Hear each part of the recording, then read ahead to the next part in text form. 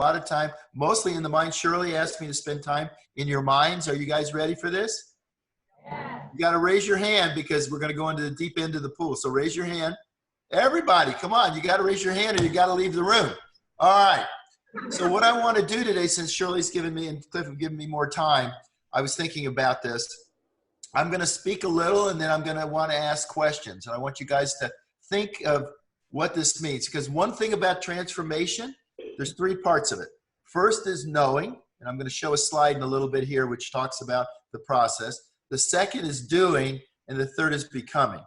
And in essence, most of our daily activities are being processed by habits. And you know, I'm kind of an expert in that area, and I've written several books on habits now. And the more I explore it, I can tell you that the one thing that's most important is that our goals for this new year set up our direction, but it's the processes that create the results, that create the habits. So that's really important to understand. You can't do it on your own. So as you sit there as just taking a look at what we're doing at Optavia, or whether you're there as a brand new client, or whether you're here today as a coach or a business coach or a business leader, all the same processes, different content, but the context is the same. And it is learning to do something you can do every day and have no excuses on the days when you're the least motivated. See, as you sit there today, when you leave there today, you're going to say, you know what? I feel good about this. I got it. And then comes the reality, right? Whether it's going back to work, whether it's 4 kids running around like wild banshees, whether it's a husband that's trying to pull you back in the pot. I don't mean pot, but you know what I mean. And drink some alcohol, or yeah, it could be gummies. You know, now with the way all the states are, I don't know what it is. But the bottom line is what needs to happen is to have a process, have a direction, have the skill, strategy, and support. And that sounds like a lot, but it doesn't have to be a lot. It has to be that you come into a new community. Bandura, one of the top behavioral psychologists of all times out of Stanford, did many studies, and he found that the underlying structure determines the behavior. So in other words, if let's say someone in your office and if you work has done a really good job, and then over the months they seem to kind of be burning out and then they're not doing as well, right? And they came in with great enthusiasm. We've all experienced that, whether it's ourselves doing a new habit or somebody in the office or in your hospital or wherever you work.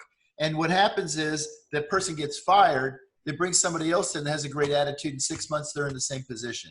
Why? Because that job, how that job is structured, the underlying structure, it creates the wrong behaviors.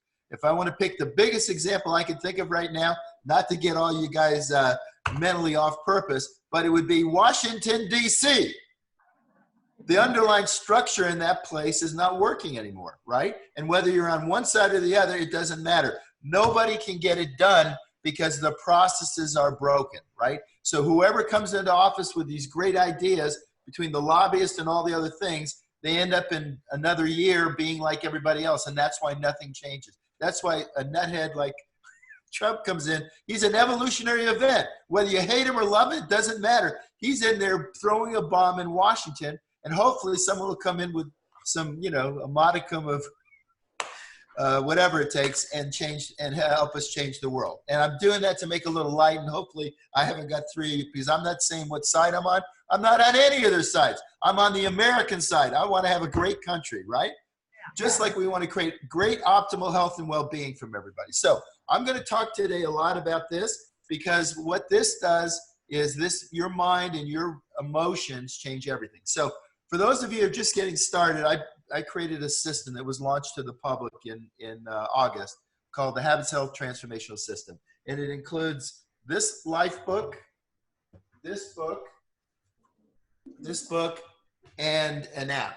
And all 3 pieces are important, and the habitshealth.com site. All those pieces are there to give you information to guide you. The most important part, why it's the most brilliant system in the world, not because I wrote it, but because it actually, all the pieces are about one thing: creating optimal health and well-being.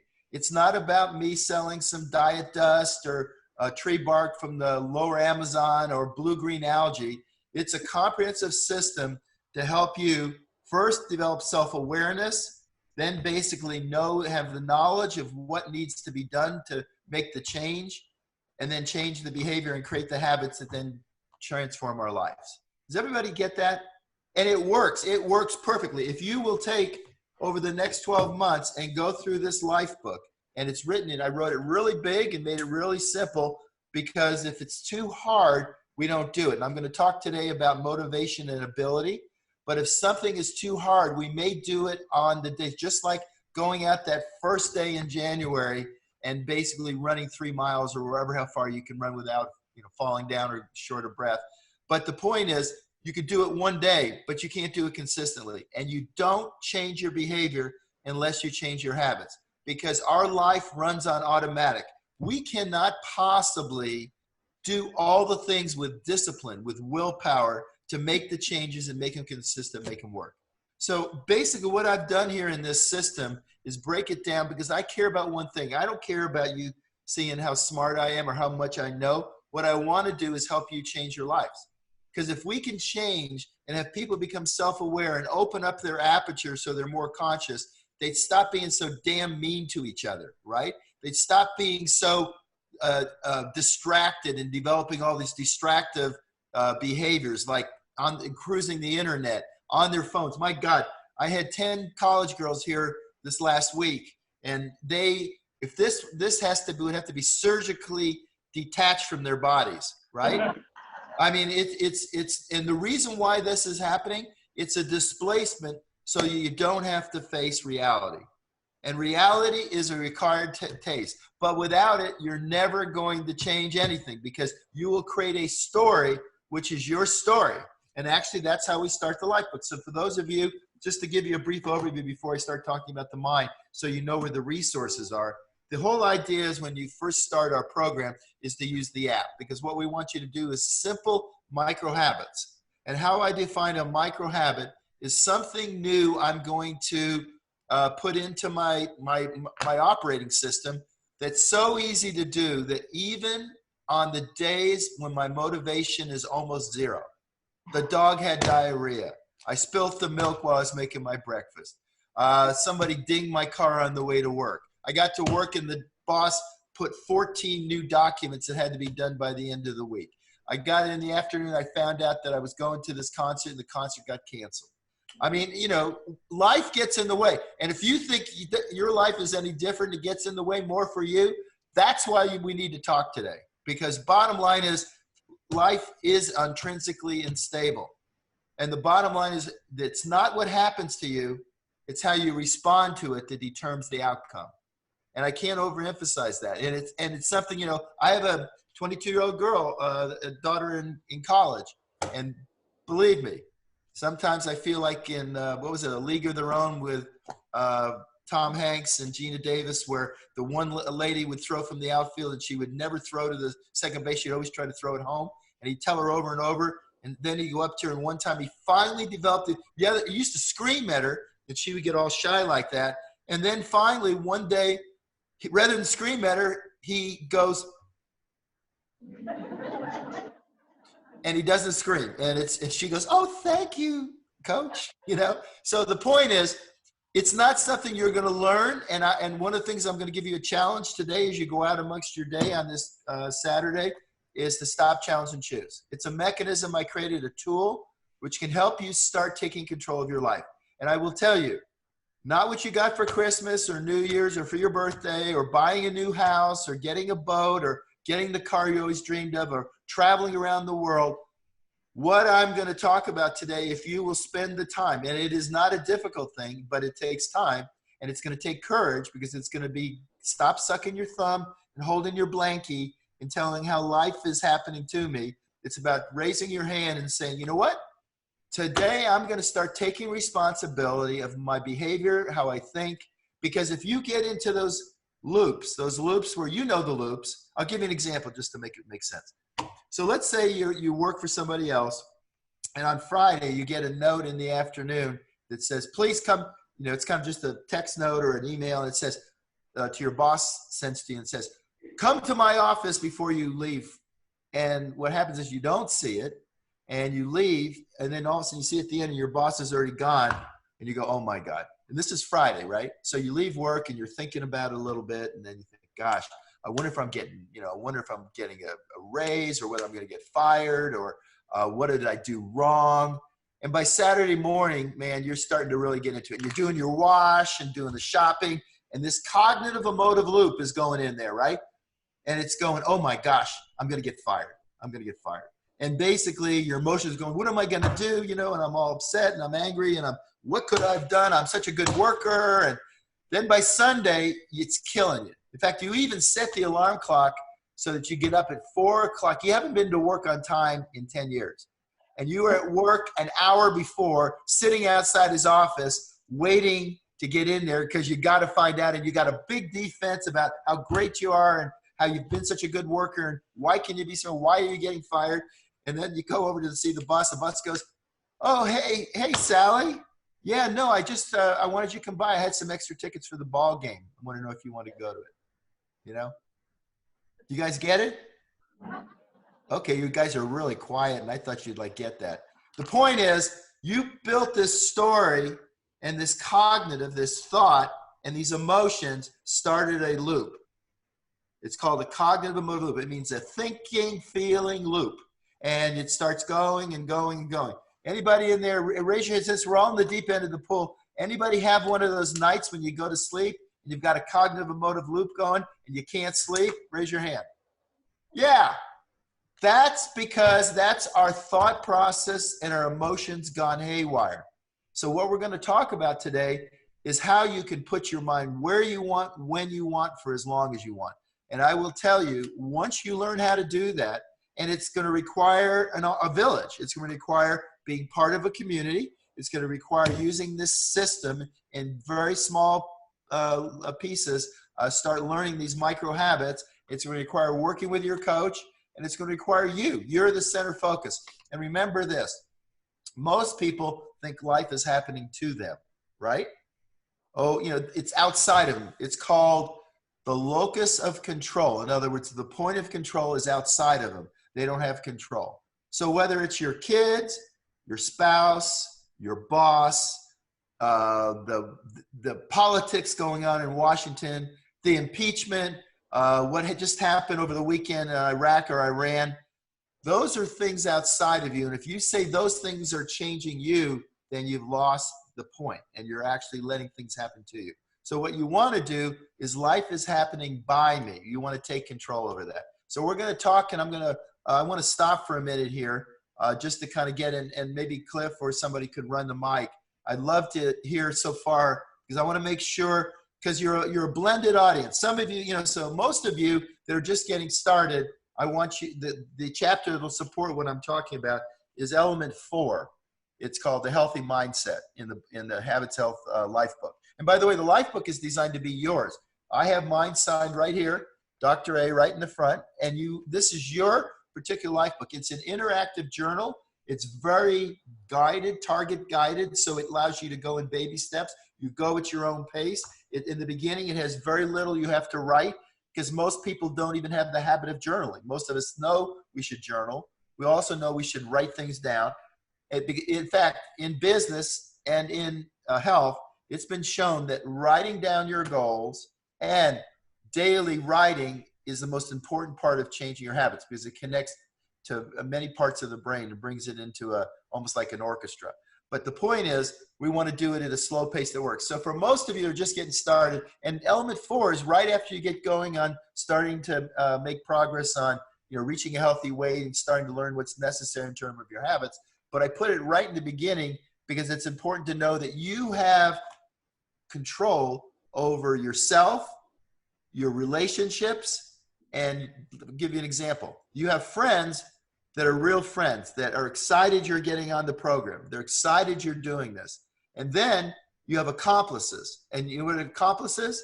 Someone that is bad to the bone. They're trying to get you to go out partying, go to Fridays on Friday night, to go out to Outback Steakhouse, to go out and stay up all night on New Year's Eve. Those are not your friends. Those are your accomplices. And you got to know during the period, once you make a decision that optimal health is in your future and you're changing, is that you got to stay with your friends. And because remember, Your relationships are part of your underlying structure that I talked about earlier.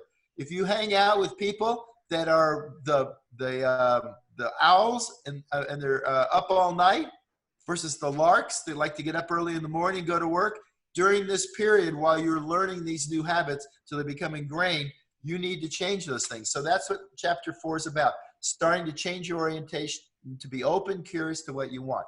What I'm going to talk about today after we answer some questions is chapter 23, which is actually, if you think about it, is there's only 26 elements. So it's designed to be more in the deep end of the pool. And once you're becoming healthier, your self-efficacy is up, you feel more confident, you're getting the results, then it's time to work on it. So I'm going to kind of do a blend today, and I'm going to do it through answering your questions, because that way I know that I'll hit all the different areas. Because my goal by the end of, however how long, if you get tired of me, by the way, just start throwing tomatoes at the camera.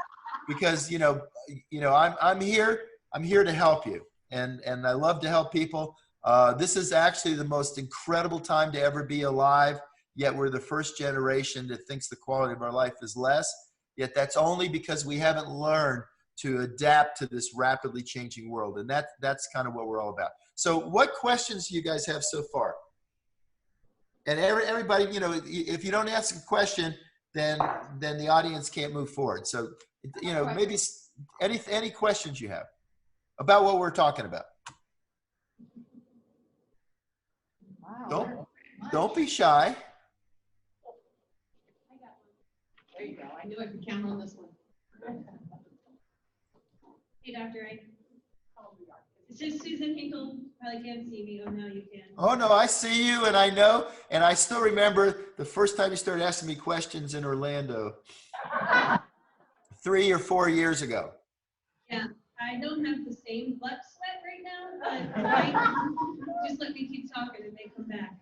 Some of us understand why. But I guess my question that I'd like to start off with is, when people are going through element 4, they're talking about getting out of the drama triangle. And for some people, that's really challenging to do because it's where they live. And what are some of the things that you would encourage your clients or people in your life when they are trying to fight and stop, challenge, and choose, but yet it's literally just around them 100% of their time? Yeah. Other than quitting their job, moving out of their house, getting a different life, by a quick, irrational decision, what would that transition sort of look like, or how you would encourage them to do that? Yeah, that's a great question, Susan. Thank you. So the way we are, I'm going to go back from it because I want to make sure everybody knows this is not a bad thing. We are designed by nature to be very aware of threats, of dangers. We were designed that way. 10,000 years ago, your amygdala, there's 2 of them, by the way. These are an area in your brain that remember everything that's happened, and everything that when it's happening, it actually creates a neural tripwire. What I mean by that, the most important thing was for us to be able to survive, right? And 10,000 years ago, there were poisonous plants, there were poisonous animals, there were fast animals, lots of big teeth animals, and everything was there's an old saying is, in the morning, the rabbit gets up and is being chased by the lion, and the lion needs to run after the rabbit, and then the rabbit needs to run to survive, and the lion needs to run to be able to eat, to feed its cubs so they can survive. The bottom line is, in the morning, 10,000 years ago, everything got up running, right?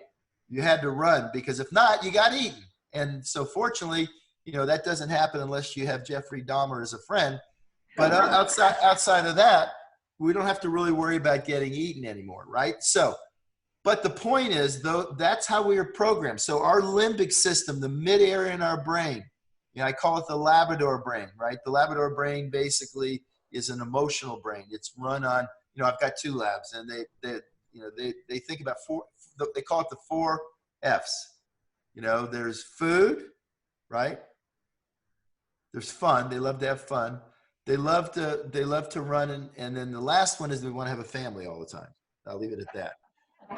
The thing is, they're very emotionally driven. That's all they're thinking. They're not thinking about, oh, this afternoon I wonder if the Nordstroms will be open or whatever. They don't think about that.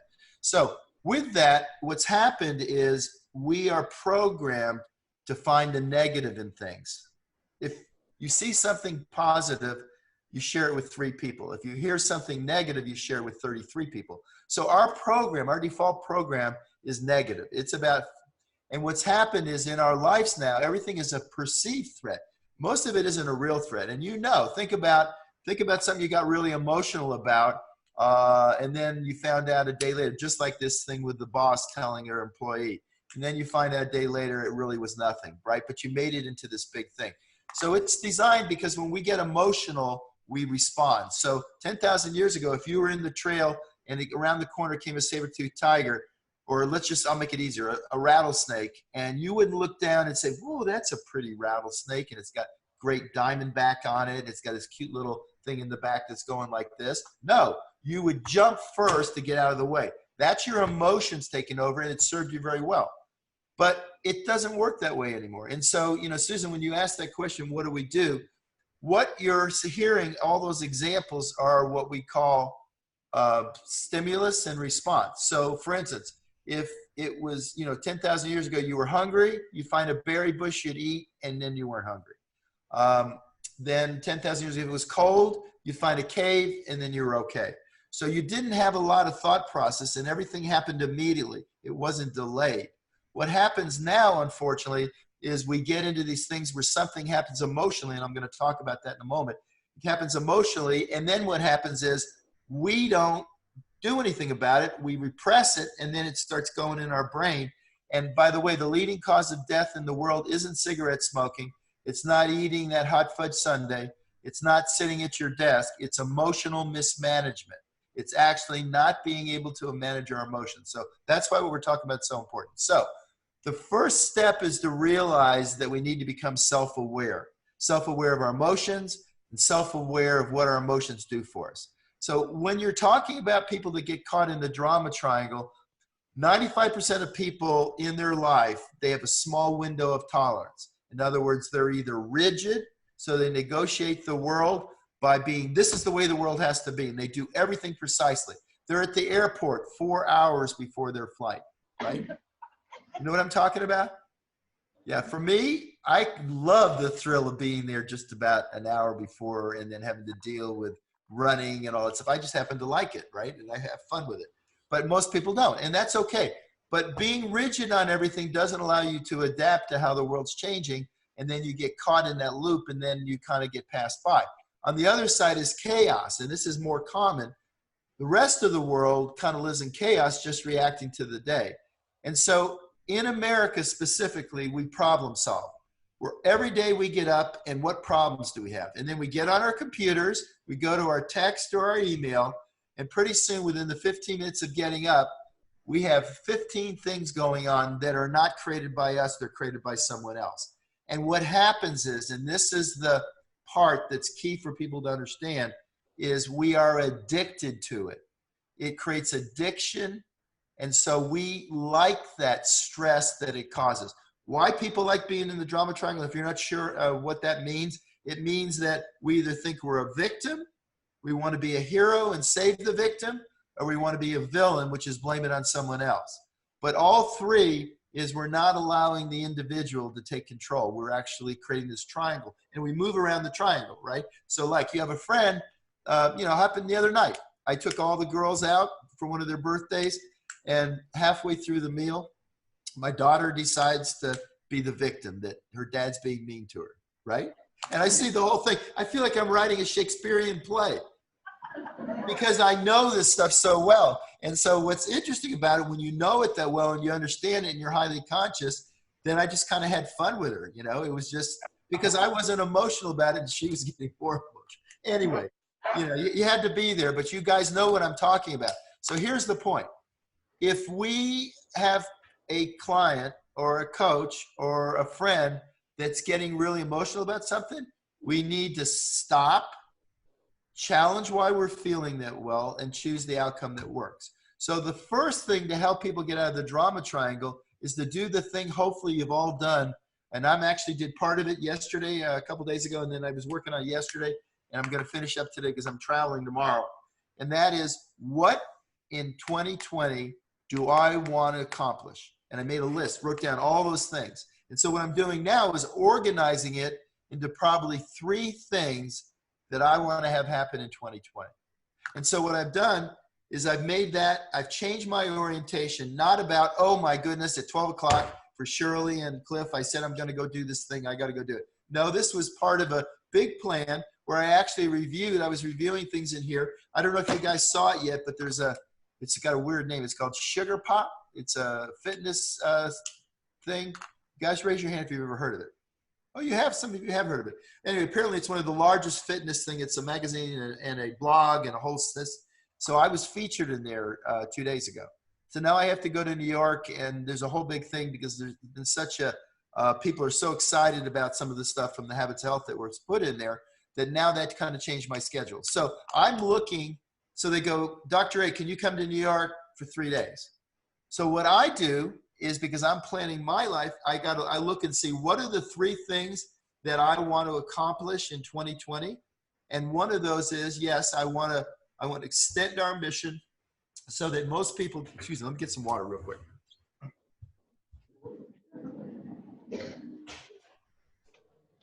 We're big gang, having fun so far? Yeah.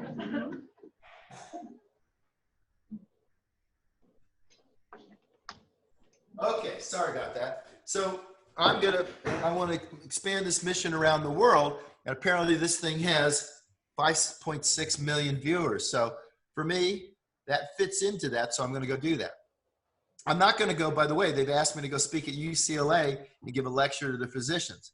I'm not going to go do that because basically, so what I'm saying is what first has to happen is you have to decide, what do I want to have happen to me? And what I know everyone doesn't want to do is spend more time in the drama triangle, right? Because it creates stress.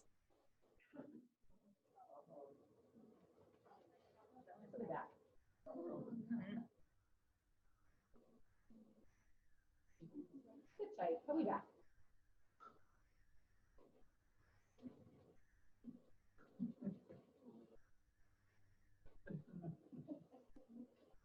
What do you think he'll be back? We're pretty sure he'll be back. Cliff's on.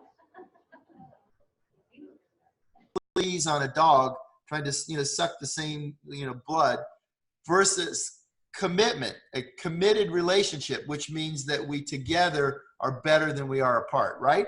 And what happens is codependency occurs because you feel yourself alive. I'm mad about this, I'm really mad, and you feel the juices fly. And then rather than being angry means something has to change, and that's a pure feeling. But angry that becomes hatred then is a dysfunctional feeling. And so we have a tendency to do that. We have a tendency to kind of make something a mountain out of a molehill, really. So the whole point is, first understand, where do you want to go? What's important to you?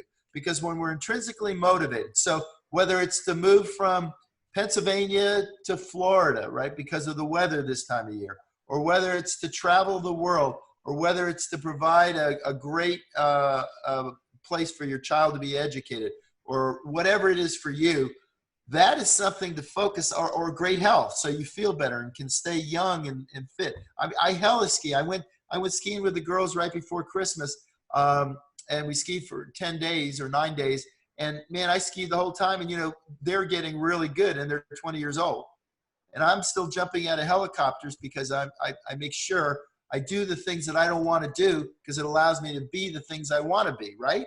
And so that whole thing is helping your clients figure out what it is they want, whether it's they want better health, they want to spend more time with their grandkids, they want to travel, they want to go on a crazy, they want to go skydiving. It doesn't matter what it is. But for them to focus on that, then the secondary choices are the things they'll need to do. And how we get them to get out of the drama triangle is to stop, challenge, and choose. It's to create a gap between a stimulus and not responding directly from our limbic system, our lab brain, which protected us, and now doing the thing that will allow us to get what we want. So that's where that starts. And it starts with little bitty things. So what I'd love you guys to do is, the first part of starting to master your health and your life is to become self-aware. And there, I'll have to tell you, in the book, I talk about the habits and I talk about the emotions, but basically there's 5 specific emotions we have, and everything is a derivative of that.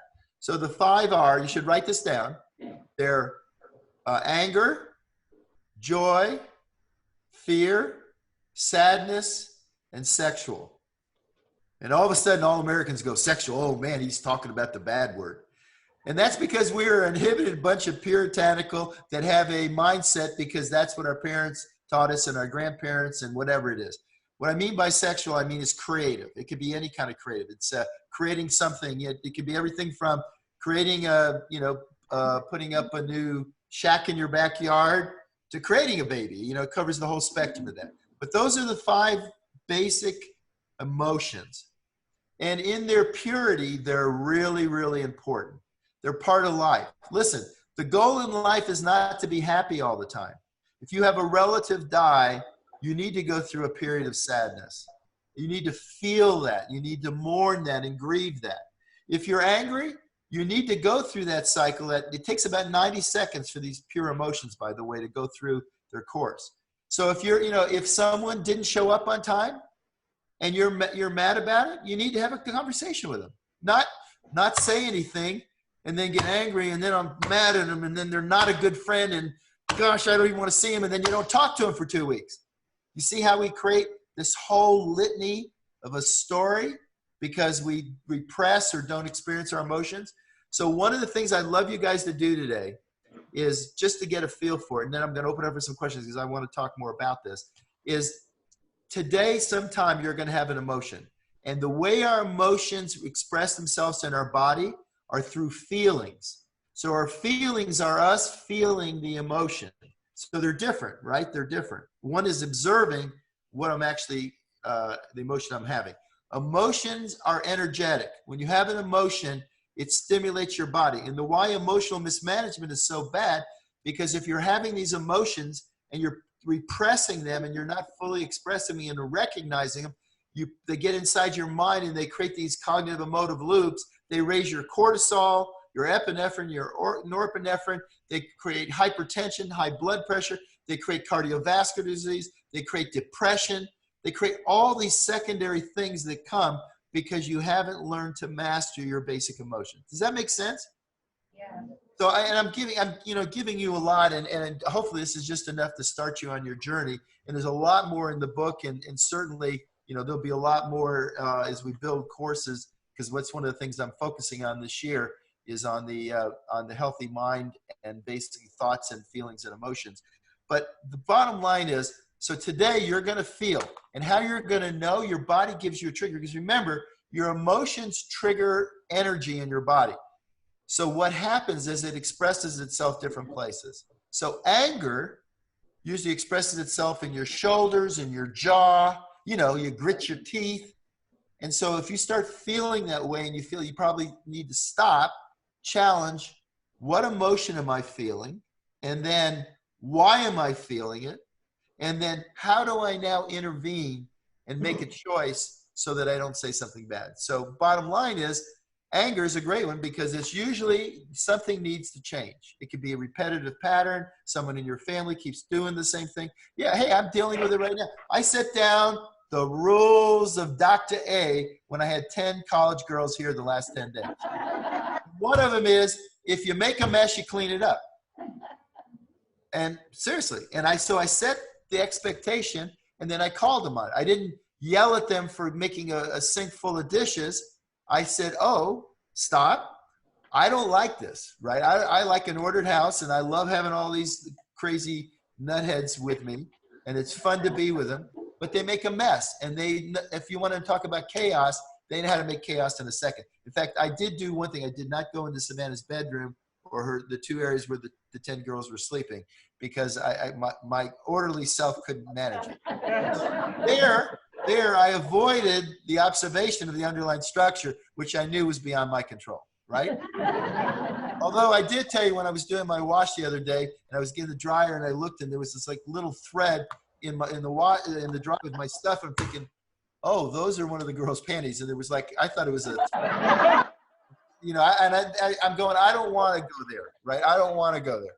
So I just, left the stuff over to the side and just walked away. You got to know You got to know when to hold them and when to fold them, right? But my point is, you're going to have times that, like right now, you're feeling a little emotion of joy because you identify that, oh, Dr. A is just like us. We all deal with the same thing, right? That's the thing. We're more alike than different. The difference is how we respond to what happens to us. Does that make sense? So the first thing that has to be, you have to build competency in is awareness, number one, of the emotions you're having. And then the second part is learning to pause, sense the emotion, go through. It takes 90 seconds. The emotion is remember, 10,000 years ago, there was a snake there. Boom, you got scared, fear came there, and you ran like hell. You jumped out of the way before the snake could do his thing. And that was important for you, and you felt fear. And what happened was you would run quick, eat up all those chemicals, right, that cortisol and epinephrine, and then so your body didn't get hurt from it. It actually probably was invigorated. But what happens is today, we don't let these emotions go through their process. We actually hold them and say, we're taught as kids to repress our emotions, right? It's okay to have happiness and joy, but it's not okay to be angry. It's not okay to be sad. It's not okay for guys in the locker room to cry. I have to tell you, there's some times in the locker room where I just gotten hit by a 250-pound lineman. I wanted to cry. It hurt, right? You know what I'm saying? So anyway, does that make sense?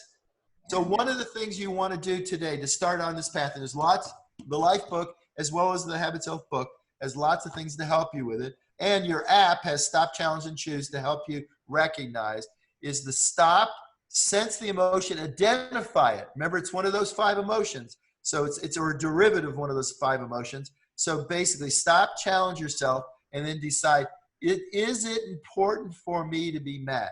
And the answer is no. It's the reason why you think it's important is it makes you feel alive. You got that energy going inside, but it's not good for us. It's actually bad for us. Okay, so that's the first thing. The second thing is if you can identify the areas. So anger is usually, I said, the jaw, the shoulders. Fear is usually in what? The pit of our stomach, right? Basically, sadness is, in our throat. So, in the Life book, it tells you those, and you can start practicing to help you with it. But that's normally how it'll express itself. If you're not aware, and you've just been running through life daily, kind of on autopilot or sleepwalking, then you're probably not even aware of these emotions. So that's the first part, to become aware and then to recognize the emotion and let it go through that 90 seconds and then decide, what is this emotion telling me? So if it's telling me that I'm tired of my friend always being 30 minutes late, then what it tells you is don't get mad at him. Just basically talk to him about it. So I always like to use a very simple upset technology. So when you're upset, ask yourself 3 questions, and this is all in the book. What happened? What was missing? What's next? And all of a sudden, all that emotion goes out of it. And if we learn to relationally negotiate with each other better, and that's usually what it is, remember, communication is the response you get. So if you're communicating with someone and they're getting mad at you, it's not their fault. Basically, it's yours because you're not communicating what you want. And because they're not ready to hear it because their aperture is closed, you have to figure out a way to talk to them, which goes back to Susan's question is, how do I help these people get out of the drama triangle? I need to show them why it's not helping them, it's hurting them. And then I have to let them understand is that if you want to move forward in your life, listen, I'm going to ask you a question I ask everybody. If I could help you create optimal health and well-being, would you want that? And what's the answer? Yes. The answer is yes. It's always yes. We all want to be, none of us want to be unhealthy. None of us want to be sick. None of us want to have poor well-being and be depressed. But the reason why we answer no to other things is because we don't believe we can do it. And I have to tell you that Optavia, with the Habits Health Transformational System, the coach, the community, and our feelings and other products we're using to help facilitate, if you will actually come be with that and work with that and take responsibility and become responsible, your life will change. And I can predictably tell you that because that's predictable because it's actually taking the things to change your life. So anyway, the exercise for today is to, number one, sense when you're feeling that way. Stop, identify the emotion, validate that that's what the emotion is. So sometimes it's something even deeper than that. And then choose to not act on it in a negative or a difficult way, and instead choose to act on it in a way that moves you forward. And I'll tell you, you'll be so proud of yourself. You'll be so proud of yourself. Because what you're doing is the thing that humans want more than anything. We want to be in control, right? We want to have the things happen in our life that we want. And the best way for those things to happen is for us to be in charge. So I'll take a little break. What questions or anything on that? Or anything else you want me to talk? We've only got 10 minutes. Can we get some of that emotional resilience stuff, you think? Ooh, where'd you go? There you went. Like, that would be cool. Yeah, and what Shirley just said, you think of it as there's two parts. Emotional resilience really means that a stimulus no longer triggers me to go into the drama triangle. That's resilience. I become resilient to that. The second part is emotional agility allows me to be able to be agile or facile, in that you can actually take your emotions. And I have to tell you where I am now. It doesn't happen all the time. There's a couple of times this week when I was genuinely angry, in a very short period, not big deal, but I didn't call it in. And 20 minutes later, I created the resolution on what needed to change, what happened, what's next. And then basically we were having fun again, right? So that's part of life. You want to spend as little time as you can in the drama triangle or in the cognitive emotive loop. And so basically the cool part about that is if you become agile with your emotions, you'll start feeling life again, because you'll start feeling, listen, if something happens, you're on the, I have to tell you this, I'll give you a great example. And this really kind of irritates me because it's manipulating people. Listen, when I see those commercials on TV of the dogs that are, being abused, that triggers you, right? You go, God, that is sad, right? But they're manipulating and using that sadness to get you to do something, to give them money, right? And quite honestly, that's not appropriate. And the same thing with kids.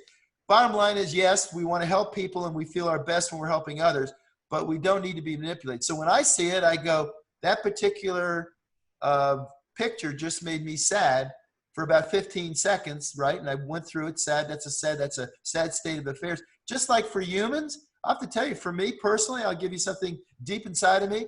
I would rather help a dog that's on the middle of a city that's been, ejected because they have no skills to take care of themselves, right?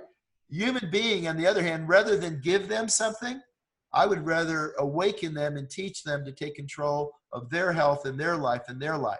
That way I'm empowering them. And I have to tell you, that's why the welfare state doesn't work, because we're not empowering people, we're enabling them, and they don't ever build inside of them that self-efficacy.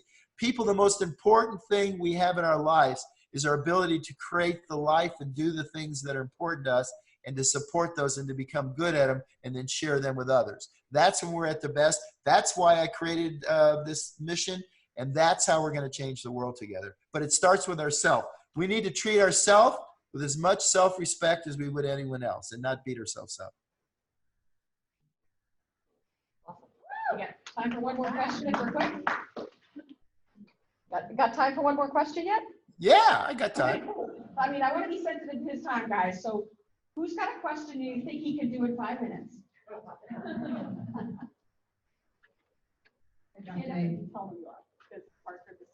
Hi, I'm Melissa.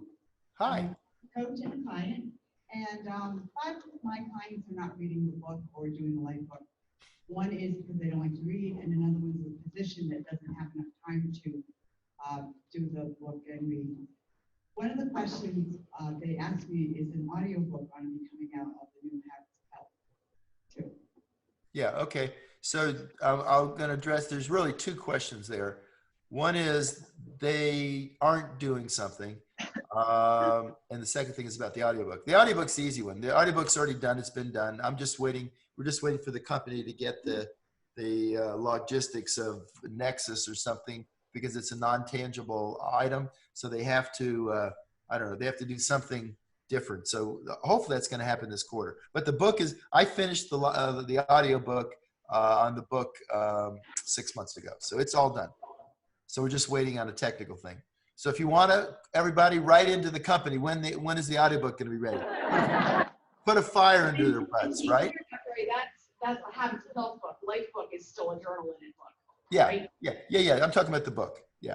No, the life book has to be a journal book. It's designed for that. So the second part is, so the easy part is, yeah, we're going to be the audiobook will be coming. And by the way, if you're starting to use the habitshealth.com, there's excerpts from the different chapters in the audiobook you can download in the habitshealth.com site. The other part is, how do you get them to do? You awaken them for a desire that it's additive form. And so the first system was a book and a workbook. And because the book was 400 plus pages, people, sometimes it was a lot to start with. So I specifically designed the Habit Self Transformational System to start off with this. Everybody can use this. It's that easy. And I just had a meeting, and we've got a design crew that's fixing the last couple bugs, and we're looking at making the modification of the fueling time so it's more adaptive. So there's all those things are being fixed. But the point is, this is something everybody uses, and it's very easy, and it actually can be used in less than 3 minutes. So I would start your clients here. The way I designed it, start your clients here, and then have them sign there and talk to them about how important it is to have their own book, and then basically have them sign, after they get in a fat-burning state, have them sign it and start reading the introduction and writing down their own story. So the whole idea, and I didn't get a chance to spend a lot of time on this, is to take everything down to micro habits. So you make it easy enough to do so they can do it on the days when their motivation is very low, right? The whole key to installing new behaviors is to do it consistently. And so the College of Medicine talked to, on average, 66 days to change and create a new habit, instill a new habit. That's on average. Some things take less time, like water takes about 21 days. Creating a high intensity interval training program that you do consistently takes about 200 plus days. So there's a variety, but in the middle, it's making it easy enough and having them do something that's small enough that they can do it every day. And what happens is that builds self-efficacy, which means they then see themselves having time to do it, and it makes them feel better, so then they start doing it. So for instance, I'll just give an example to kind of close this up. So I had a lady who, 74 years old, this is about 6 months, maybe even longer than that now. She lost over 100 pounds, but she was in her 70s and she wasn't doing much. So we started talking about habits of healthy motion. I said, it's really important. I said, what is important you'd like to do more that you can't physically do? And she goes, I'd love to lift up my grandbaby. And I said, great. So what can you do to work on your upper body strength? She says, well, I can do push-ups. And I said, really? And I said, so we're on a Zoom like this. I said, get down and put the camera down. Let me see you do a push-up. So I couldn't actually see her, but I could hear her groaning. And clearly she wasn't able to do it. She goes, I can't do it, doctor. And I said, okay, go against the wall and push yourself off the wall. Can you do that? She goes over the wall, and yep, she did about 6, 7 of them. She says, yeah, I can do it. How many can you do every day? She says, oh, I can do about 20 of these. And I said, no. How many do you know you can do every day? And I think she said like 5. And I said, listen, let's do this. Let's have you do, and she hadn't done exercise or any kind of exercise in, I don't know, like 25 years, right? So it's been a while. So we started on that, and I said, just do 1 on the wall every day. And the cue we use is do it after you go to the bathroom. So she had a cue for a behavior we all do, and then she'd go to the bathroom, she'd get out, and she'd go against the wall. And I said, when you're at the wall, do 1. Make sure you're doing at least 1 every day. You can do more if you want, but because it's pretty easy. I said, but do at least 1 every day. And then I said, if you feel well when you're on the wall, then do more, right? So we started that. And we did that for about 3 weeks, and then she was doing it. She was doing it consistently. I think she was doing on average up to like 10 on average a day, because it wasn't that hard. So I said, let's go down to the side of your desk. So we did that, and then we did that for about another month. And then the bottom line is now it's been over 6, maybe it might have been a year now, but now she on average she does on average 5 push-ups, real push-ups every day at 75 years old. Why? Because she can. And now the result is the thing she wanted, the desired outcome that gets you out of the diamond triangle or has you do this micro habit, is knowing what you want to create. And now she can lift not just one, but both her grandkids at the same time. Does that make sense? Yeah. So that's what we do. And that's what I want you guys to leave here. I don't want you to leave here, whether you're leaving as a deciding to become a client, or you're leaving deciding to become a coach or a business coach or a business leader. I don't want you to do everything. I want you to do the things that are the most effective at moving you forward. So you want to get with your coach, evaluate where you are. That's why we have the well-being evaluation. That's why you can go online to habits.com, habitsofhealth.com, and do the more extensive evaluation on the 6 macro habits. But to find out where are the areas that you need to work on, and then focus on those areas. And so in terms of business, if you are a brand new coach, you need to go see, there's 4 competencies. Go senior coach. Find 6 clients to help become successful. That's your first move. Second move is continuing to bring on more clients as you get better at it. So you then move on to executive director. At the same time, start finding those clients that would be great coaches and helping them, because we know if a client becomes a coach, they're more likely to be successful. Then move on and build teams of senior coaches, so you become FIBC. And then beyond that, as you're building your teams of coaches, then become a real leader and build an organization and become an FIBL. Same thing with you. Go start with element 1. Well, actually start with the introduction, write down your current story, evaluate where your current story is, and start element 1. These elements take less than 15 minutes max, even the longer ones, to read, and basically decide to work on that, work with your coach who is specifically trained on that, and start on this journey. Remember, the journey of a lifetime is 1 step at a time. How do you eat an elephant? 1 bite at a time. How do you build optimal health and well-being? Micro habits. Pick out the ones. And so the app is specifically designed for a brand new client. It locks out gives you 3 of the macro habits and lets you start there. And for most people, because they're overweight, most people 70% are overweight, you start with the key ones for that, which are number 1, fueling every 3 hours, drinking the water, stop, challenge, and choose, right? Starting to modify your surroundings, to clean out your pantry. So we've designed this stuff to use the system in the process as it's intended, and you will see in the not too distant future, everything in your life will change. And as you build momentum and one area starts getting better, through the halo effect, all areas will start getting better. But you actually got to do it. So I leave you with this. Make a decision this year that you're not going to go out and climb Kilimanjaro, or you're going to trek to the Antarctica, but you're going to eat every 3 hours. You're going to move up to 10,000 steps. You're going to stop eating processed food. You're going to start sleeping better, because you're going to build a sleep ritual and a twilight hour, and you're going to build in the morning to help improve your success. You're going to build the model morning, and you start actually doing these things. I will tell you that this system is the only one of its kind in the world. It's ours. It can change your life, and you can help others change theirs. God bless. And Happy New Year, guys. Let's go change the world. So much. Really helpful, guys. Yes. I don't even know where to look at to find you. You know what I look like. Thank you so much for taking the You're time. welcome, guys. I know you've got a lot of priorities, and I really appreciate that you made this a priority today. Thank you so much for your time. Awesome. See you guys. Have fun. Bye.